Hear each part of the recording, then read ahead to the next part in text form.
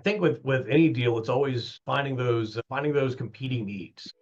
Welcome to the Service to Syndication podcast, where we interview the biggest and most successful real estate entrepreneurs, investors, capital raisers in the world who have worn the uniform of this great country, those who provide services to our men and women in uniform, and other service-oriented professionals to provide you with the tool sets, the mindsets, and the skill sets to help you conquer your dreams and goals in real estate and to use this wealth creation vehicle so you can live a more successful, happy, and fulfilled life of generosity and prosperity. If what you desire is time, lifestyle, and financial freedom, you've come to the right place. We will bring to you the best real estate entrepreneurs who will give you the insights, the knowledge, experience, skills, so you can go out and crush it in whatever real estate asset class you desire. So grab a pencil and paper, sit back, and enjoy the ride on the Service to Syndication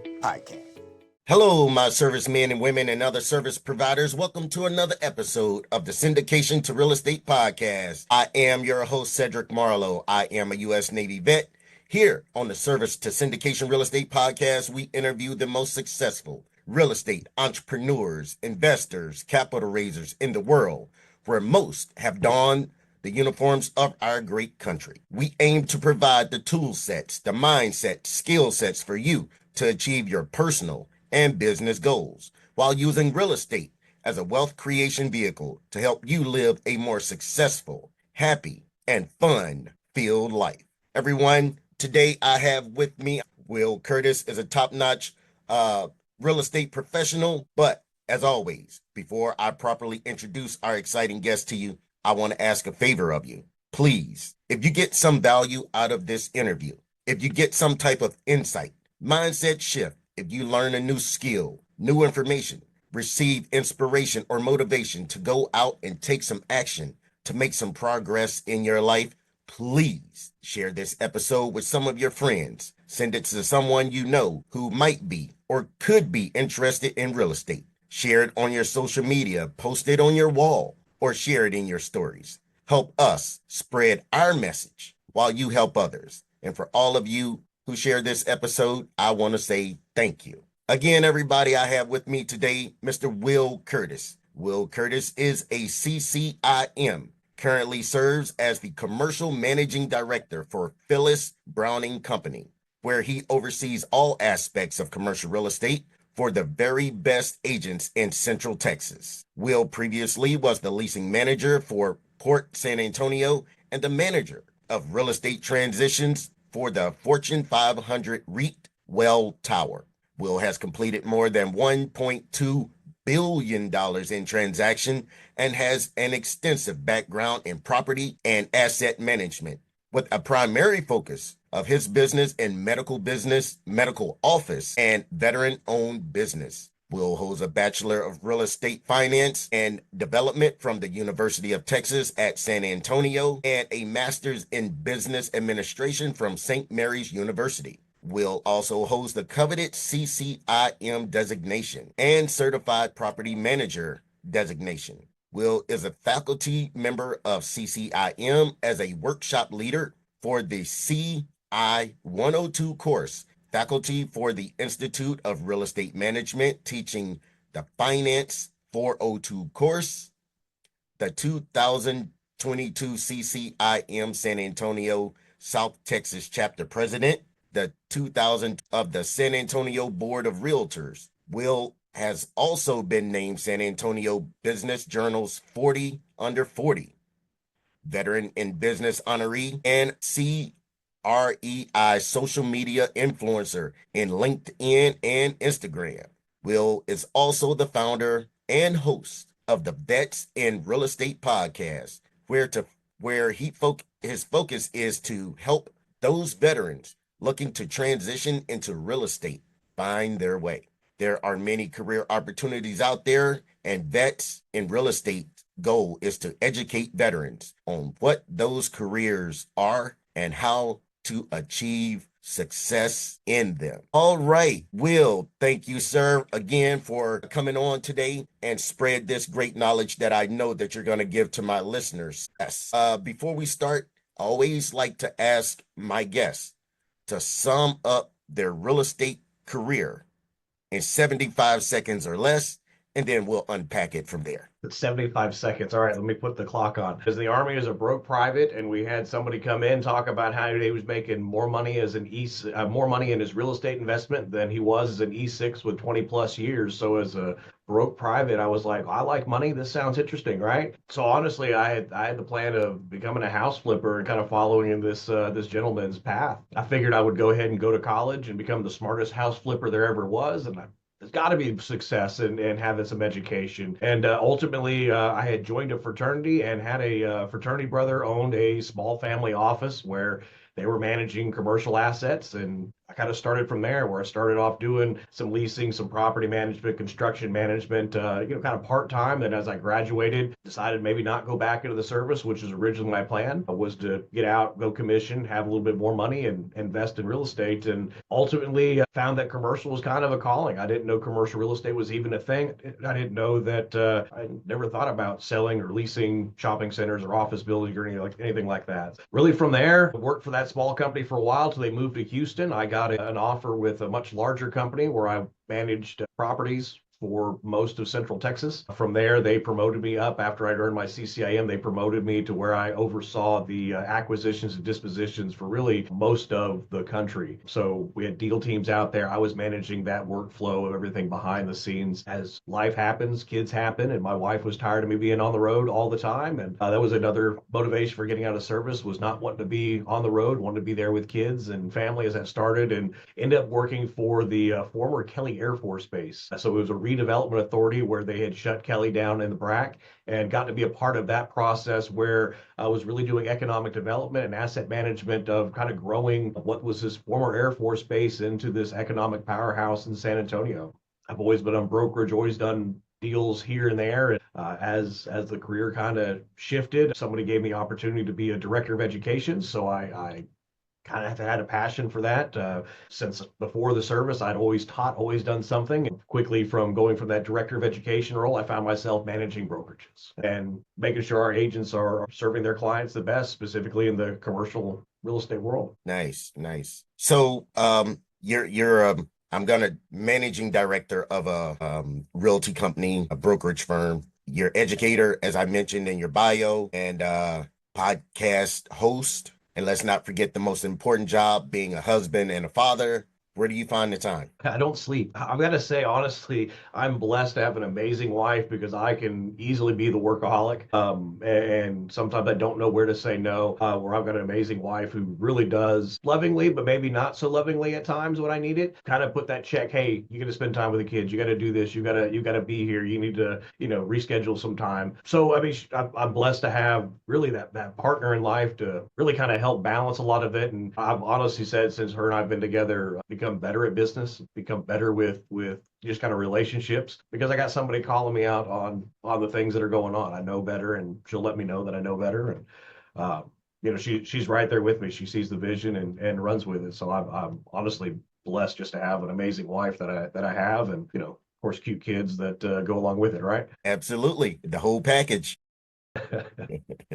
Nice. So let's back up a little bit.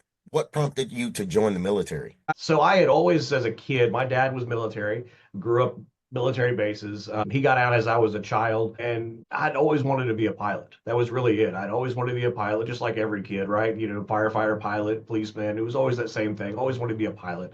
For a while, I said, maybe that's not my calling. I actually looked at becoming a minister, which most people don't know. Actually went to seminary for a year and couldn't afford to keep in seminary and work as I was doing. And really kind of found that, I didn't have a lot of options where I grew up. So that idea of, well, I've always wanted to be a pilot, let's go back to being a pilot. Well, I didn't have a degree, so the Air Force, the Navy, the Marine Corps were out. The Army, you can be a helicopter pilot without having a degree. So that's what I ultimately looked at, was enlisting in where I was an Apache armament maintainer. And that was the idea, was this was the longest MOS, this was the longest training. I would know more about the aircraft it's going to put me in. And ultimately that was what what kind of did me in was I joined a critically small career field, and they never let any of us out until the very end of my career when I already decided that I was ready to move on to something else. Yeah, yeah. I'll tell you what, later in my military careers, where I found out that, you could have been, or I could have been, like a helicopter pilot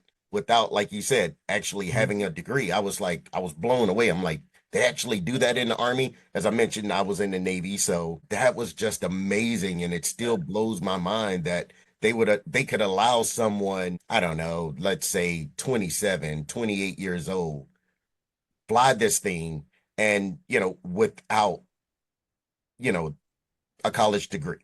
Pilots as young as 21. Oh my I gosh. was like, you're a baby. I'm older than you are. Like, how do they trust you with a $30 million machine? I can't I can't do anything. So yeah, it was a great opportunity, and in hindsight, would have been cool to have flown. Absolutely, I wouldn't be on the path I am now, and it kind of comes out to shoulda, woulda, coulda, but ultimately happy in life. That's it. And that's the key of life, being happy at where you're at. Yeah, Life happens, but hey, it is what it is, right? yeah. So just for context for my listeners, where are you located? So I'm in San Antonio, Texas. Okay. All right. So now in your current position as a commercial managing director, what are your responsibilities? So I mean, it's everything from the boring back end, building budgets and policy procedures, all the non-exciting stuff that goes into running a brokerage, as well as the training, the mentoring, the recruiting, the business development, all those aspects that really go on in kind of making a brokerage run. So if a agent gets stuck on a deal, I come in and kind of help them get unstuck and help make a deal happen. They're trying to work through some things. Maybe I know the right people to connect them to or give them the right resources through there. Or even on some of it is I'm doing some of that long-term business development. So I'm out there talking, building the long-term relationships when that business is finally ready to move or that investor is finally ready to move and make a deal. I've been in a relationship and I could easily bring one of my agents in to start working on that. So kind of multifaceted, some behind the scenes stuff that's just not exciting, as well as the out the front deal, customer centric or deal centric type aspect. Okay. All right. So you've given us a little bit of your journey into real estate, but now kind of go through your journey in terms of working with medical offices and veteran-owned businesses. How'd that come about? So it was most of my career in commercial real estate has been nothing but dumb luck. And I'm completely fine mentioning that. What I had found, what was interesting was that when I had that first company that I had been with, and when they decided to move to Houston, I didn't want to move to Houston. I had actually just met my wife, which was a good motivating factor for wanting to stay around. I ended up getting hired with a company that's all they did was medical office. And early on, I chased everything. I had apartment locating business. I was trying to do residential sales. I was doing commercial property management, everything. What was great about that journey was that it put me into just working in medical office. And what I found very quickly after those 2 or 3 years is like I knew medical office in, out, what happens. This was right around the time that the Affordable Care Act was rolling out. So I mean, reading daily of how is the Affordable Care Act going to help or impact practitioners. Very quickly, I was at a pivotal time in the medical industry and I dove deep into it to have that knowledge and understanding. And what I found very quickly was I really started becoming an expert or having expertise in just medical office. From there, it was easy to start transitioning out into other things. What I did learn about myself, and I think it's completely there, is that doctors and I don't get along. So working in medical office, you're like, wait a minute, that's gonna be awkward. But I kind of started realizing that the physicians weren't really who I worked well with. What I worked better with was the institutional. I worked better with the hospital systems or the larger groups. And finding even inside of medical office, there's several kind of areas you could specialize in. But just in medical office, I found there was more the institutional, more of that consulting role of how do we position a hospital for long-term success? How do we position this investment firm inside the medical space for long-term success? And that's ultimately where that came from. For the veteran-owned businesses, I'm in all the veteran entrepreneurship groups, just like most of us likely are. And suddenly it was a quick, hey, I'm a veteran-owned business and I've got this question on real estate. And I just jump in and chime in. And I'm not doing it. I'm not doing retail. I'm not doing those kind of things on a regular basis. I know enough about it, or I know who to give them the referral to. And kind of very quickly, veterans, we work differently together. There's a quick bond, the rapport building is very quickly. So I kind of found just naturally being in and around these circles, many of these veteran-owned businesses were coming to me asking questions, or hey, this Will guy, he knows about commercial real estate. You got a lease question, he can help you. So it really was, yeah, that medical side was really giving me the expertise to understand the nuts and bolts of how all of it worked. And then I was able to transition to other things. And I'd still say for the vast majority of my business is still a medical office, but able to do other things basically after becoming an expertise or having that expertise in that one area. Okay. So you mentioned that you realized early on that you didn't like to really deal with the doctors, the physicians, but you found it a better or a little bit easier to deal with the hospitals themselves. Now, is it still like that many years after the fact? Yes and no. I think, and a lot of times when I get new agents coming in, they're like, "Where's all the money? That's where I want to go." And I get it, right? I mean, real estate is an amazing opportunity to make a ton of money and make an amazing living. One of the things I advise, and honestly, it's because of my journey, was that you want to start working with people that you like. If you start working at me, who's naturally a little more introverted, if you're working with people you like, then the business development's not cold calling and hating life every day.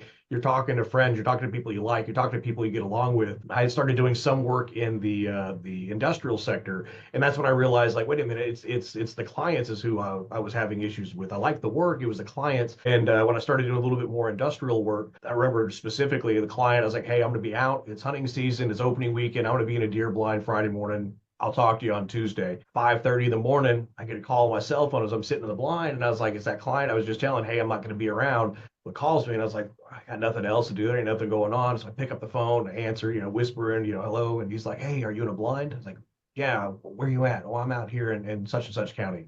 I'm 2 counties over. You seen anything? And like very quickly, that dynamic was like, we talked about hunting, and then we were like, oh, let's talk about that deal real quick while we're working through it. And I was like, what? This is easy. And every time we get together, even to this day, we're lying about fish stories, and our fish keep getting bigger, right? But it's the same 3 or 4 stories over and over and over. But it's more of a friend relationship, and that's what I realized very quickly was that sometimes with doctors, me personally didn't click as well with the doctors. But either the industrial folks I did well with, or even on the institutional side, I came from the military. You're used to bureaucracy, you're used to all that kind of stuff. Well, in the institutional side or the hospital side, it's the same bureaucracy, just a little bit different. And I found I could work and live in that environment a lot better. Yeah, yeah, yeah. That's just it. And I agree with you. You do well in business, especially with people that you like. And you have to find that one, I don't know, thing that you guys have in common, and then you're gone from there. The relationship is built, the trust is built, and business is definitely built upon that. So I totally agree with that. Yeah, good stuff. So as I mentioned, that you have your CCIM certification, how has that impacted your approach to commercial real estate? I will say between my CPM, my certified property manager, and my CCIM, both of which were game changers for my career. For the CPM side, the only reason they hired me, the large REIT hired me initially, was that I was so young in the industry, only about 3 or so years in, and I was already basically I had tested. As I was interviewing, I was testing for my CPM, which for as young as I was in the industry, I was old in age, but I mean, for just 3 years in the industry, it made me stand out. And of course, it gave me the tools, the knowledge, and a lot of those things that was there. And even with CCIM, that was one of the things that very quickly I realized as I started going out and pitching business or started going out, I was 27. So I'm going out there competing against the old gray-headed guys who've been doing it for 20, 30 years that, I mean, of course they were better than I were. There's no way I was going to compete with them. I felt like I needed something that was going to help kind of level the playing field. And that was one of the things that I noticed in the industry. For those that were successful, they all had their CCIM. Even one of the advices my dad gave me coming into the military, one of the things he gave me was go look at the old guys and see what they did and then mirror that, right? So if they were, they're a drill sergeant, go apply for drill sergeant school. If they did this, special duty, go make sure you get that same special duty. They had that duty assignment, do those same things. So I took that same approach into real estate, and everybody I saw that was successful had their CCIM. So for me, what I loved about the CCIM program was it dove into the math, which I mean, I was a color the duckies that the farmer had kind of math when I came out of the Army. Math was not my strong suit. It was the remedial math classes I did take when I went back for my undergrad. CCIM really focused on making sure I understood that math to a much deeper level. Just the credentialing has helped tremendously, but just that building that confidence in the math side of things if you're investing, if you're doing the deals, understanding the math makes you that much more valuable, makes you that much more ability to negotiate. You can get what you want, but if you can manipulate the math to make it a win for everybody, by all means, that's it. And that's what CCIM did a lot for me, was sitting down and understanding how the math actually worked inside the real estate deal. Yeah, yeah, that's definitely it.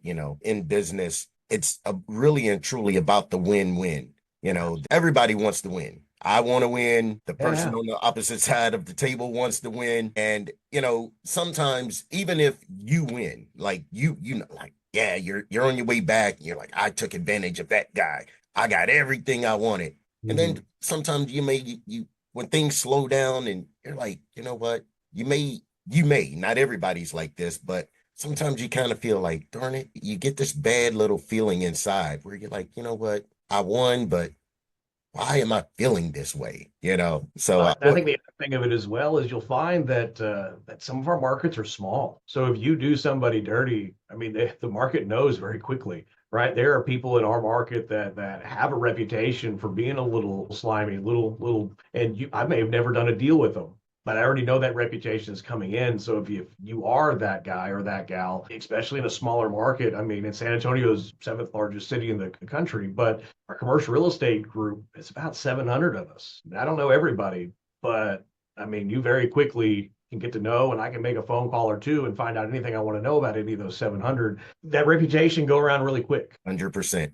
100%. Yeah. News gets around quick. So now, what unique needs do you see in medical offices and veteran-owned businesses have when it comes to commercial real estate? But I think the interesting thing with medical office, if we're looking at this post-COVID world, being an office broker sucks. I don't think there's any way to put it right. The office is in trouble. People aren't coming back to the office, at least in most major markets. They're not coming back to the office. The difference with medical office is that telehealth is a thing, but you can't get your temperature taken through telehealth. You can't get actually checked by the doctor through telehealth. There's an immense need to actually come to the office. So when it comes to medical office, the reason why I think medical office is done extremely well is because there's a demand for in-person services. You can't really not be in person for the vast majority of your medical needs. So when it comes to that, we've honestly had a ton of folks that are looking to invest. Multifamily has been a little shaky with getting loans and those kind of things. Industrial's kind of been priced out,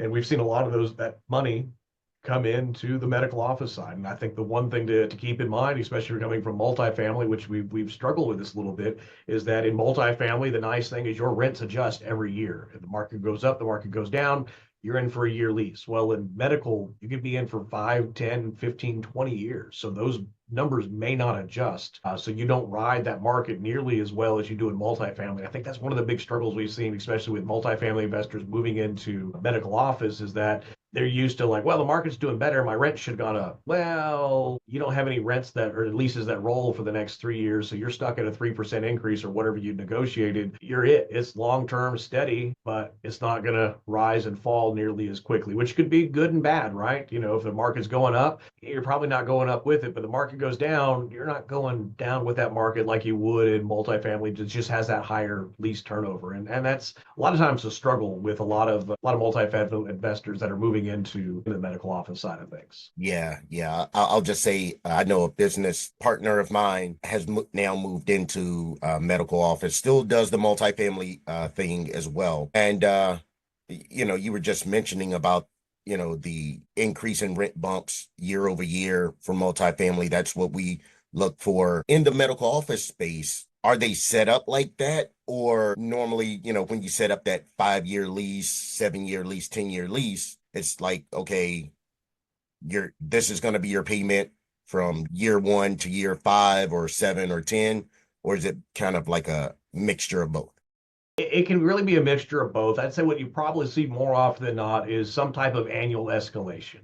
So maybe that's a 2 or 3 or 4% escalation each year. We're starting to see come back leases tied to CPI or the consumer price index, basically trying to hedge off of inflation. And what really happened was we had really, I mean, a decade of next to nothing inflation, right? 2.25, 2.5.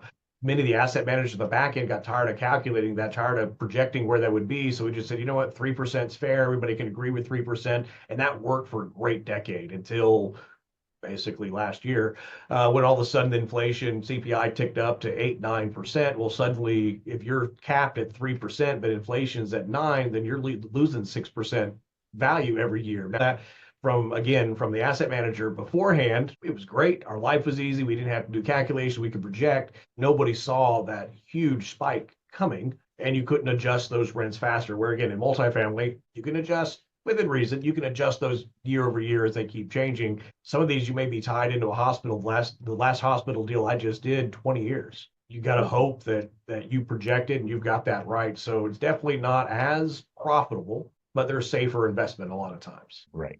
Right. Absolutely.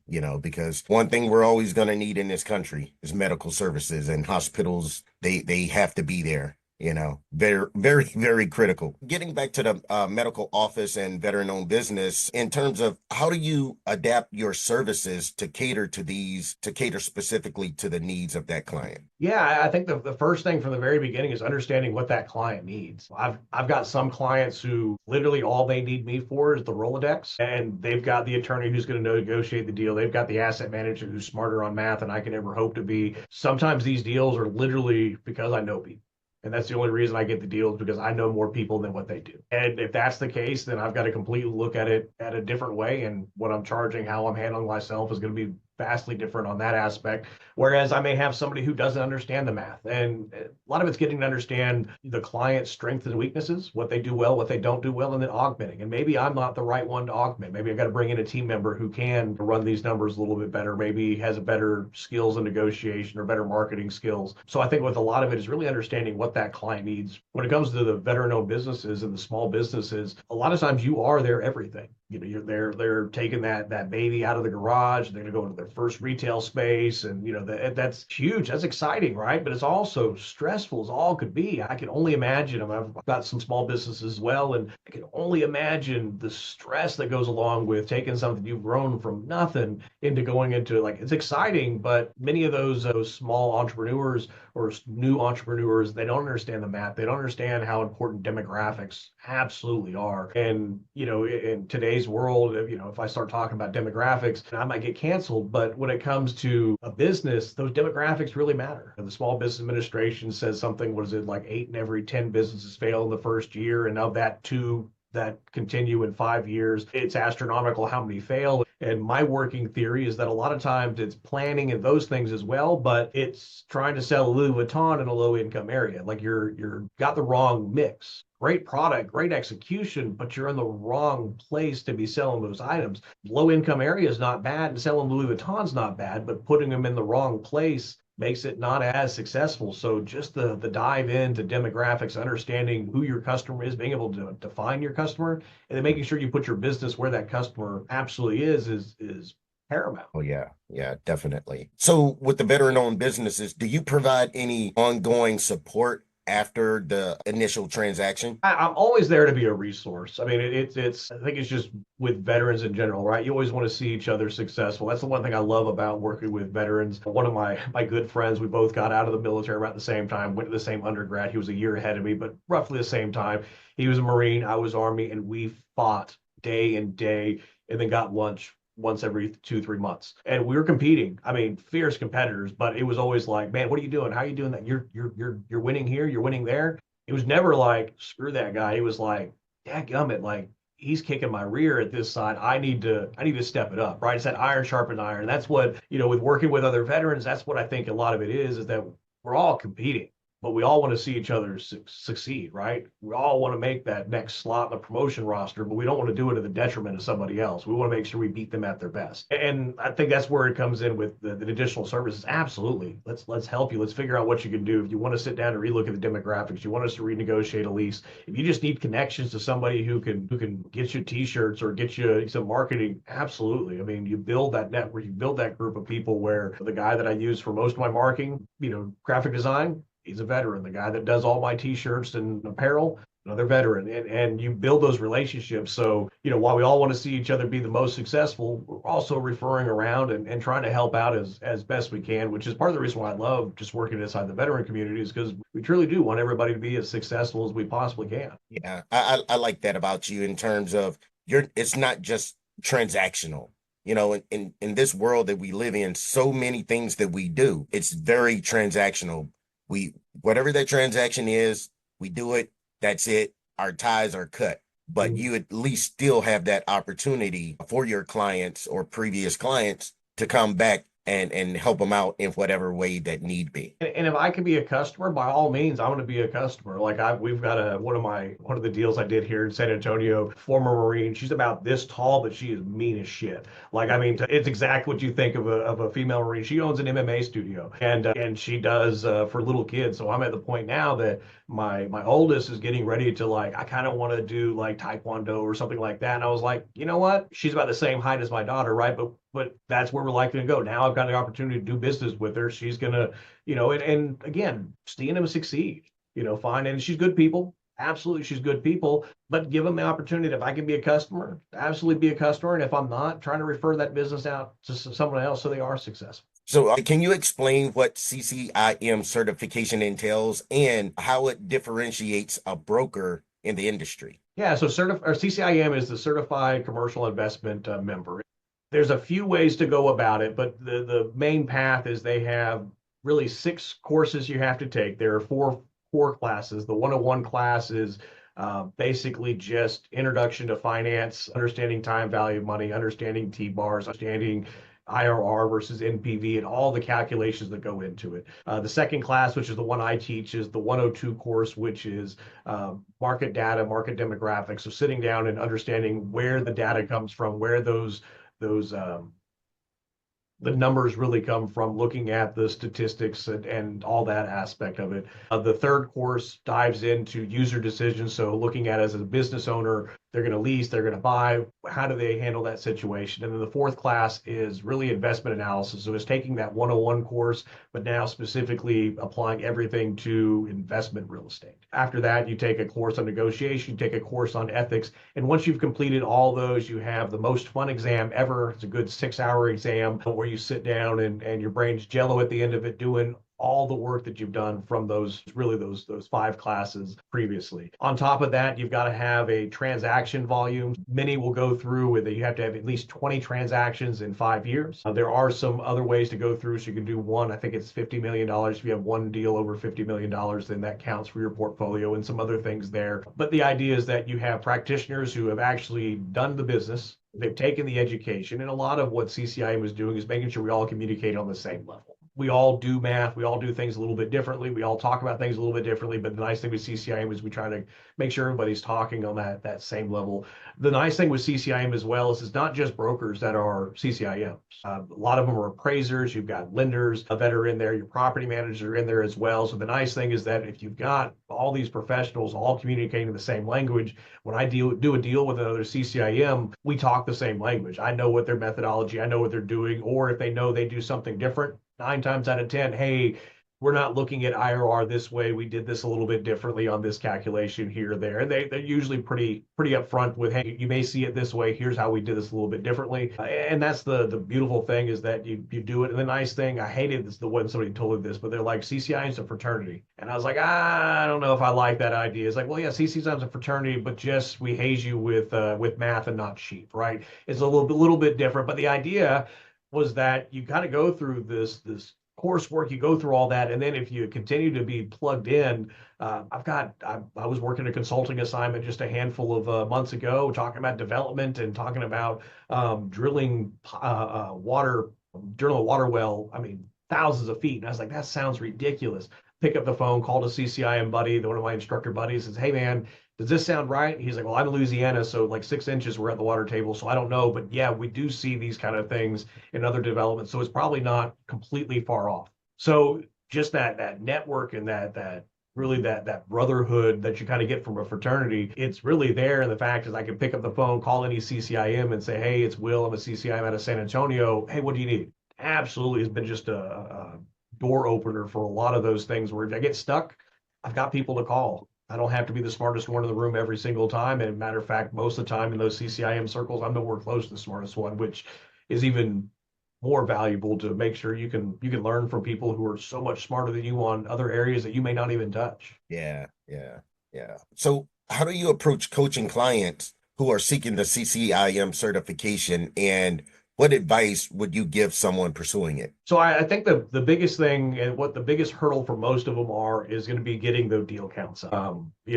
$50 million is not chump change, right? Trying to get out there and get that level of deal could be a little tough. Or 20 deals in 5 years could be tough as well, depending on your market and what you're doing, right? So if you're looking at, I think that's the biggest thing right there is kind of work on getting your business solid and then start working there. The other thing is CCIM courses are not cheap. They could be between $1,300 and $1,700 per class. And then if you're not taking it local, you're traveling. So I mean, you could easily start. The joke is you can start spending $5,000 a letter to earn it because each time you travel, it's going to cost you a little bit of money, and you're gone for a week. So that would be the other thing as well. Start looking at your budget. Start looking at those kind of things to see if you're ready to go. If your local market has those classes, by all means, jump in and take them locally. But there's a lot of advantages to traveling and meeting people from other parts of the country and hearing what they're doing in their market a little bit different versus what they did here. I can remember when I took, I think it was my 103 class. I took it in Vegas, which I love Vegas. Probably not the best place to take a class. A little too many distractions. Probably not. That was a little bit of a struggle. Fair enough. Learned that lesson after about 3 times doing it. We're sitting in a class, and this is right around the time that they had legalized marijuana, either medically or recreationally in California, Nevada, Colorado, Oregon, whatever that area. So in Texas, I mean, we're still nowhere close to doing it, but here I was, 6, 7, 8 years ago, whatever it's been, sitting in there listening to the struggles about how they can't get federal funding for loans, which was a relatively new concept because this was all new, right? Talking about here's the struggles they're having, here's the things, and all of a sudden I'm seeing parts of the market or things in a market that haven't even hit mine, and we're still a decade away, or a decade later, still not there, but yet I was seeing all this in the very beginning of what we were learning in the market. This is very brand new.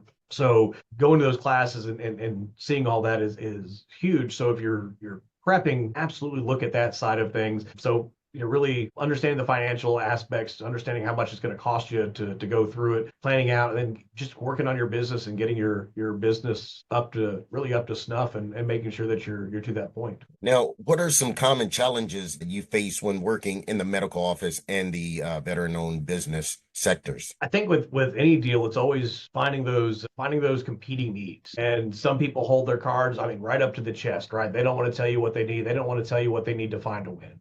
And I think that's the biggest struggle. I think a lot of times is getting somebody to open up to say, hey, look, I'm looking for that win-win. What does it take for you to win? What makes you look great to your client, or what makes you look great to your wife, or whoever you got to go back to get the deal approved? What makes you look like a winner? And here's what I need to do to make me look like a winner. And once you can get to that, and some people don't want to do it because they think it's a game.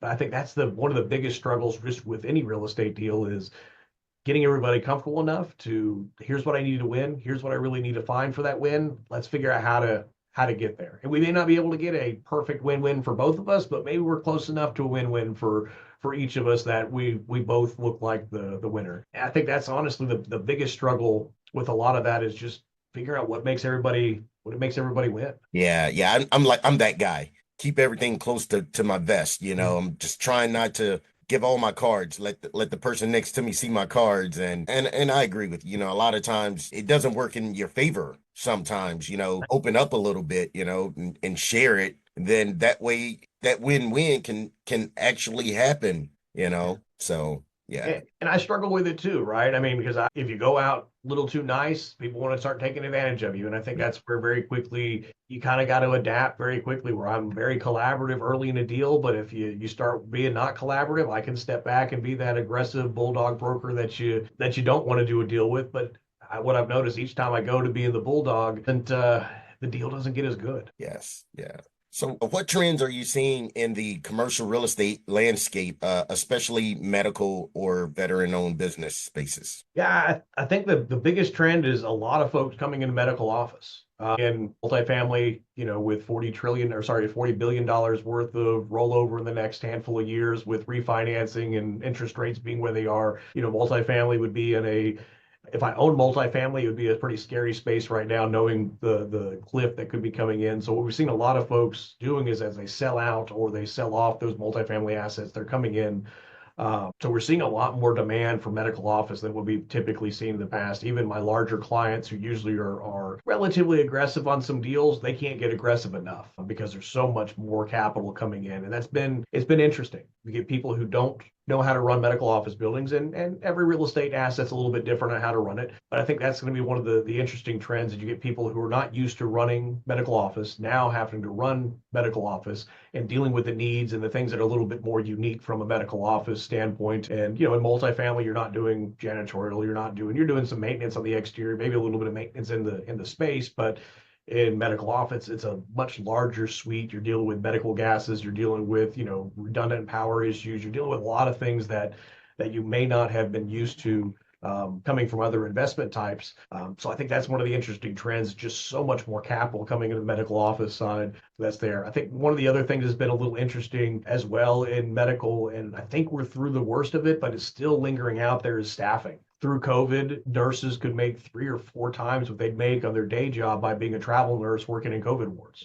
And there are still some of those jobs still out there. So even on the staffing side, doctors are having a hard time staffing and they can't grow like they want to. Or the other side of it is that as a nurse, you can go out there and do Botox. You can go out there, do these esthetician-like services, and it's much more profitable for many of these nurses to go out there and do the esthetician or the weight loss or the sexual health or those kind of things that you don't need a full doctor to be there. You just need a nurse. And I think that's the other thing that's been a little interesting in a trend inside of medical office, is that many of these nurses who don't want to work for the doctor anymore can go out there and be entrepreneurial and have very little limited oversight from the doctor. And we've seen many of these clinics open up that are nurse ran, which is putting a different demand. And nothing wrong with nurses, but in the past, a doctor's gone through school, they're professional. Well, the nurse may have a 4-year degree, if that. And sometimes the underwriting can be a little funny, and you got to really look at, is there a demand for other,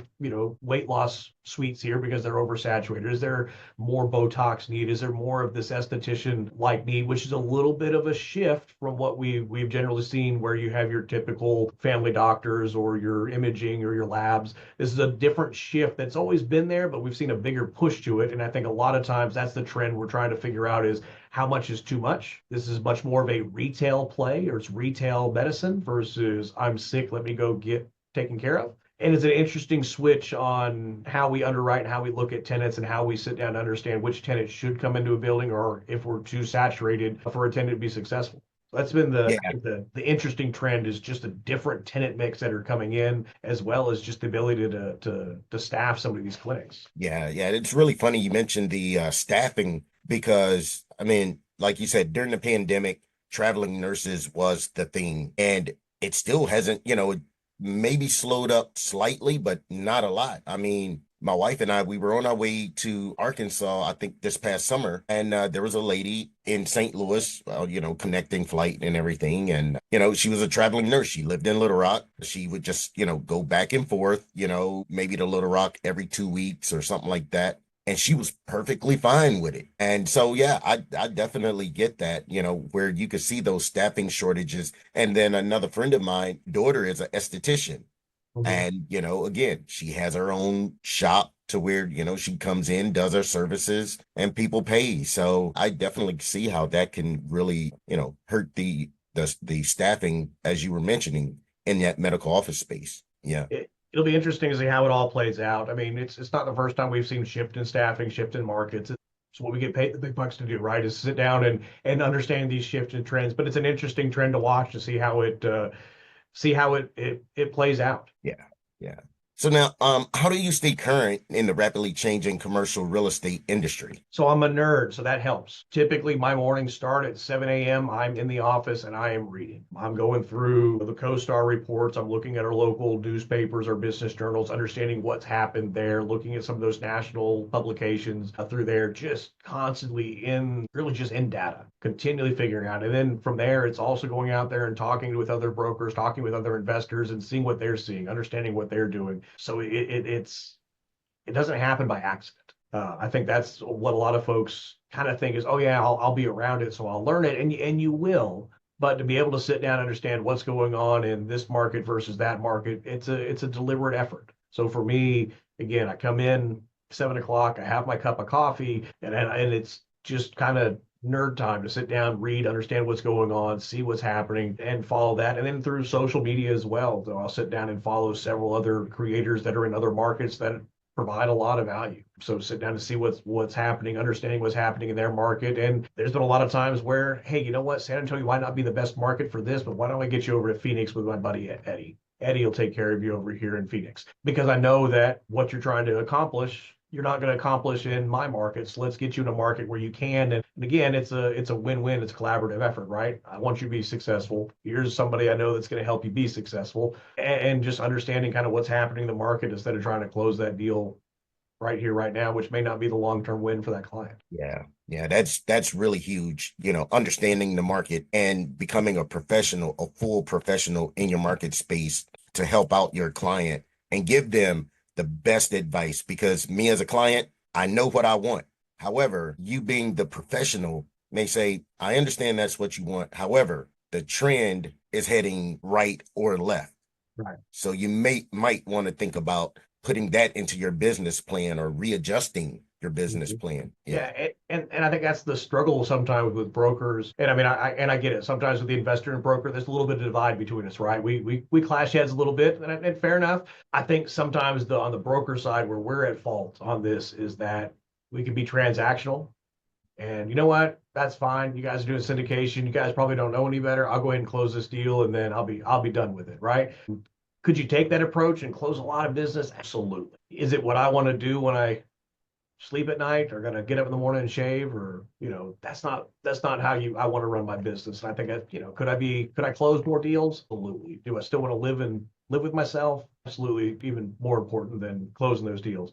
So I think that's where, again, you gotta be able to advise and not just be transaction centric. So how do you see the role of technology impacting your work in these specialized sectors? I think that it's going to be huge.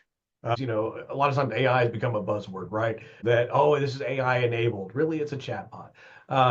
It's there, but I can say even from the AI standpoint, some of the research that I would do that would take me hours, or calculations and things I'd put together could take hours to do, I can knock out and few minutes. Ability to, and they're just as accurate, if not sometimes more accurate, thinking of things that I didn't think of. So I think smartly utilizing, things like technology, like AI, utilizing social media and the ability to be on social media to increase your risk, which I think is one of the interesting things, especially in social media, is our demographics are shifting. Our decision makers are no longer the baby boom. They're starting to become the older millennials and the Gen X who rely on things like social media, who are looking at things like Perplexity for the AI side of things and utilizing AI to search and figure out the next big thing. It's not going to be how do I get ranked on Google. It's going to be how do I get ranked on Perplexity. How am I going to sit down and start looking at those things? I think being smart on just understanding how AI is going to impact a lot of it. AI is not all of it, right? But I think it's the big topic right now is understanding how AI is going to impact all of it and how do you utilize those tools. And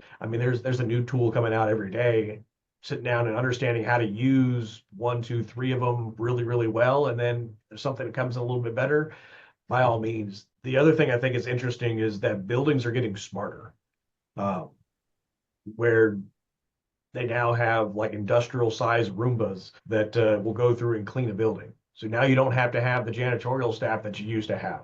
That industrial size Roomba will go out there and actually clean, vacuum and clean the floor. So maybe you're not doing as much janitorial. So there's so many different ways of technology that you can really reduce costs. And that's one of the big things we're seeing, especially in the office space, is the use of technology and how do we reduce our operating expenses? How do we make more revenue for the building by the use of technology? So sitting down and looking at things like building automation systems, integrating things. Where I toured a building a couple weeks ago, called ahead, hey, we're going to tour the building. They said, it's fine, go ahead and park in the garage. I need your license plate number. Oh, Interesting. Okay. Drove in as soon as it scanned my license plate number, the gate opened up. I was able to go in, park wherever I wanted. As I came to the elevator, it knew exactly where we were supposed to go, took us down to the lobby. We walked in, we met the broker that was going to tour the space in the lobby. As we walked in, the elevator took us right to the space. I mean, the technology was there. The AC had kicked on, the lights had kicked on minutes before we had walked in, all off of technology. And those are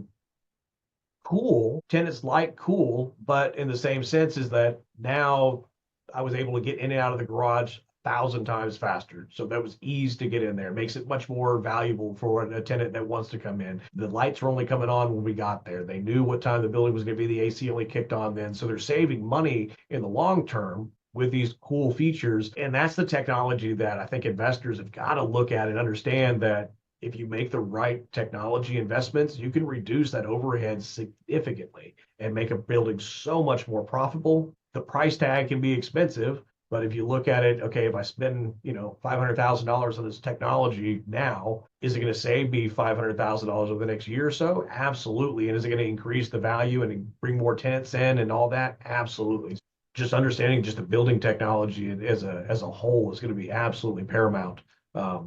Especially going forward in a much more competitive market. Yeah, I totally agree with you, especially going back to your earlier point where people are not necessarily being in the office full time, so these smart buildings will definitely help save the company huge amounts of overhead when it comes to just like you say, turning the lights on a little bit before people are due to come in, turning them off X amount of hours or minutes after the last person leaves, being able to, and then the janitorial thing, like you said. And it's funny because I see this one janitorial machine, a robot, like in the supermarkets. That's where I really see them, and it's Yeah. an odd thing, but it's like, I get it.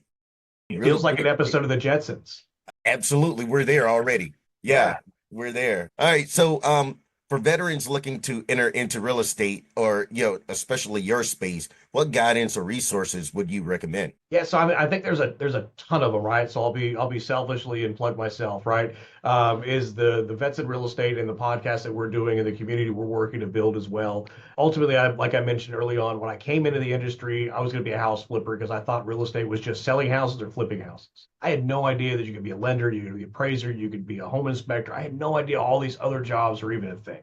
And I think that's one of the things that when veterans are looking to come into real estate, they don't realize all the jobs they can do from investing to property management to the gamut. And really that's what Vets in Real Estate is trying to build that opportunity for you to know and for you to sit down and see what those jobs are, connect you with people who are already successful in those fields and figure out what's the good, the bad, and the ugly. What do you love about your job? What do you hate about your job? What are the things that I should be worried about? Each week each episode we put out weekly, we're interviewing somebody who's a little bit different, who's doing residential sales or doing residential leasing or property management or what the case is. So you can hear day to day why. Maybe picking the right brokerage, which is the next series we're going to be working on here before long, is talking to the brokerages, understanding what's the right brokerage for you.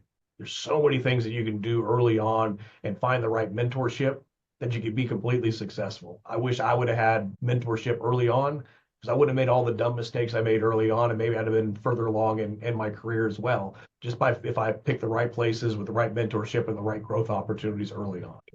So, Will, before you became this very successful person I see in front of me, give our listeners a little bit of your backstory, like where you grew up, how was your upbringing, what in your past shifted your mindset into becoming the person you are today? So that's a tough one, right? I grew up in Panhandle of Florida. I mentioned before my parents were military until they got out. We still stayed in the aerospace industry for a while until Boeing laid everybody off in Seattle, and we ultimately moved back to where my parents grew up. I think one of the things that at least soul searching, trying to understand more who I am, and it's kind of been the last handful of years, is I tried to mimic a lot of the people I saw that were successful, but it wasn't natural. It didn't feel right. I'm more of an introvert. I'm more professorial, more nerdy than the outgoing, fun person in the room everybody's best friends with. And I realized as I tried to be that, I was fake. It wasn't really who I was. And as I started really kind of searching kind of who am I, That's really where I started realizing that every time I go back, I was always teaching or I was always mentoring. I think that's part of the reason why I mentioned going to seminary, being a minister. I was teaching and I was mentoring. When I was in the service, I was the guy that was taking the new guys out to go show them how to work on the aircraft. I was the one teaching classes on how to move the next step or, the hip pocket training. That was me that was doing all that. Even as I got into college, I found that I was still teaching and mentoring and still doing the same thing. And as I sat down and really kind of soul search, saw who I was, and it took years, right? I'm 40 years old. It took me, years to kind of figure out who I actually was. That was the biggest thing. And it was a conscious effort of sitting down and what do I do? What do I keep going? What is it? Listen to feedback. What do people say I do well? What do people say I don't do well? And being very honest. And it really came down to some folks when I was in the Keller Williams universe, some folks really coming back and saying, this is what you do really well. This is really who you are, and going like you're absolutely right. And once I finally sat down and embraced that I'm really more the nerd, professor, kind of teacher, mentor, see my business drastically change because I approach everything rather than being a salesperson or going out there to close the deal. I'm that consultant. Hey, here's all the data that you need. And I find the same thing. I need to find those people that want the data. I want to find those people that are a little bit more similar to me that want the data, and I can help bring them along with the data or the information they need rather than I want something cool and flashy. That's probably not my client. And when I finally sit down and realized who I am and how I best serve, then I was able to find so much more success. And I'll be honest, that's only been in the last 3 or 4 years that revelation's kind of come to me. So I've been doing this for almost 15 years now. The first 10 years, I was kind of going wherever I thought I could make some money. And finally, when I saw that difference, I've seen so much change in who I am in my business. And even personally, in my relationship with my wife and with my kids, trying to be somebody else is not it. Truly understanding who I am and then embracing who I am and trying to circle myself around people that want to be with who I really am. So as we start to wrap this interview up, everyone out here, we're all looking for the cheat code. Okay. We're all looking for the cheat code to get to where we want to get faster. So what strategies would you recommend to a beginning realtor broker that has led to some of your success? I think that the biggest thing is walking with humility. You don't know anything. And even as long as I've been doing it, I learn something new almost daily. So I think that's one of the biggest things. If you walk in understanding you don't know everything, you don't know everything up front, is going to be a huge mindset shift just to make sure that you're coming in and taking on as much knowledge. And even now, I'm like, I already know this. I already know this. And I stop myself and go, okay, what can I pick out of here that I don't know? Or what's a thread that I should be listening to and start pulling on? That's when I found that I grow. So for those new ones that are coming in, by all means, come in with some humility, understand you don't know everything, that every business model is not the best for everybody, and figure out what really fits for you. From that broker coming in, that first brokerage is going to be absolutely paramount. Find that broker that's going to have some type of training, some type of mentorship that's going to help you go. Your splits, honestly, at the end of the day, your splits don't matter. 90% of zero is zero. 50% of a million is 500,000, right? So if they're able to get you to be successful, even if those splits are high, they're giving you all the tools and the resources, that's more valuable because those first handful of years, yeah, your splits may be higher, but you're paying for that education.